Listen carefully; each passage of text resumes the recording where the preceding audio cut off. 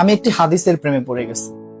হাদিসটা হচ্ছে ঠিক এমন যে যখন বান্দা একটি ঘরে কান্না শুরু করে এবং তখন আল্লাহর ফেরেশতারা বলে যে আল্লাহ তোমার এই বান্দাটা কি জন্য কষ্ট পাচ্ছে, এবং ফেরেশতারা আল্লাহর কাছে কান্নাকাটি করে বলে যে তার মনের ব্যথাকে তুমি আল্লাহ কমিয়ে দাও। তখন আল্লাহ তাআলা বলেন যে আমার বান্দা এমন কোনো কিছুর মায়া পড়েছিল বা ভালোবেসেছিল যা আমার চাইতে সে বেশি ওই জিনিসটার প্রতি ভালোবেসে ফেলেছিল।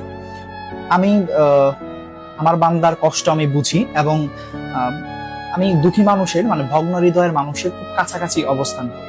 কত দূর? এক হাত দূরে আল্লাহ তাআলা অবস্থান করেন। হ্যাঁ?